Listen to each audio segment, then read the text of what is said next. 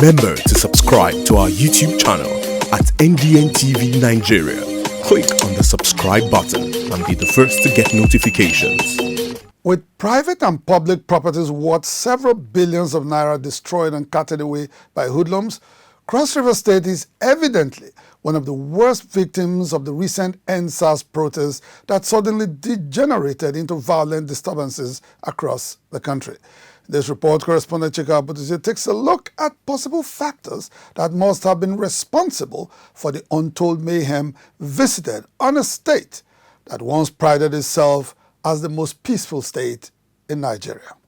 On October 23rd and 24th, 2020, Calabar, the Cross River State capital, came under the siege of hoodlums. Taking advantage of the tension created by the NSAS protests nationwide, some hooligans went on a rampage, destroying properties and looting items belonging to private citizens, corporate organizations, and the Cross River State government. Among the over 50 recorded properties vandalized in Cross River State is the state-owned Tinapa Business Resort. The multi-billion-dollar Tinapa Business Resort was built by former Governor Donald Duke to boost business and tourism in Cross River State, which until recently prided itself as Nigeria's tourism capital. In the wake of the recent violence visited on Cross River State, most Cross Riverians are trying to come to terms with the actual motive behind the wanton destruction of public and private properties. I am shocked that almost every single thing was destroyed. From the chillers, from the cooling systems, from our audio systems, from carpets to rocks to tiles to everything being picked. Such a way and manner that this is just beyond ordinary.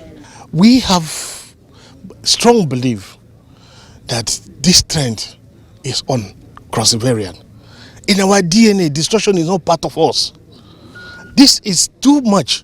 While they agree with Professor Ayade that the recent mayhem was not spontaneous, some Cross Riverians have blamed it on his approach to governance that has given rise to widespread unemployment, poverty and insecurity in Cross River State. Social activist Ken Henshaw says under Governor Ayade's leadership, governance has been ridiculed in Cross River State. We all saw the videos when the governor came. He stood at 11:11 and he was barricaded and protected by 3 different layers of security, to the extent that where he stood there was a triangle formed around him.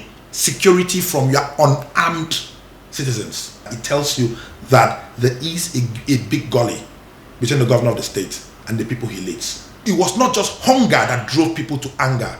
It was the feeling that the government had failed them. So what we saw on the streets of Calabar was partially an expression of bottled anger. People's frustration, anger, and tiredness with the way the state is being governed. That what is happening there is not ordinary. That it can snowball into something else, and he will be the first target. So he has every reason to be afraid. The reason being that the political content of that violence, is not going to go very easily. Activist Ken Henshaw further accuses Governor Ayade of grandstanding on issues of governance, whereas his rather strange macroeconomic policies have continued to plunge Cross River State into an abyss of poverty and insecurity. How does a state as poor as Cross River State create a budget of 1.2 trillion naira?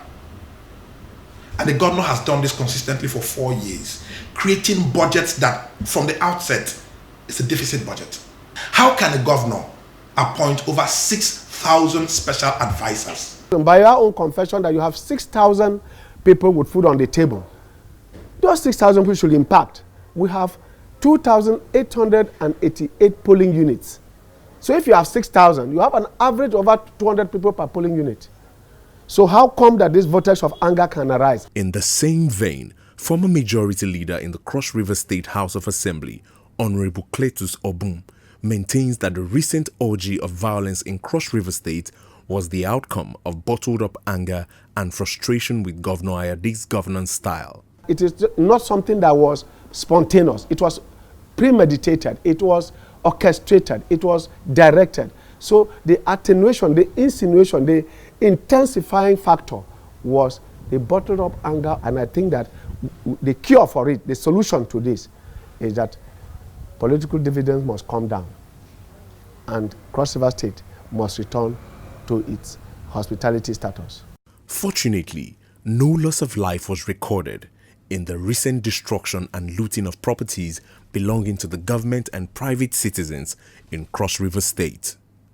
For critics of Governor Ben Ayade, however, the recent ugly incidents should serve to remind him to reinvent governance in Cross River State as a matter of urgency. Whatever we have done, we're sorry. We have heard you. I will communicate to Oga, right? I'll tell him to wake up. You did job. The people are losing patience. Inside the Niger Delta,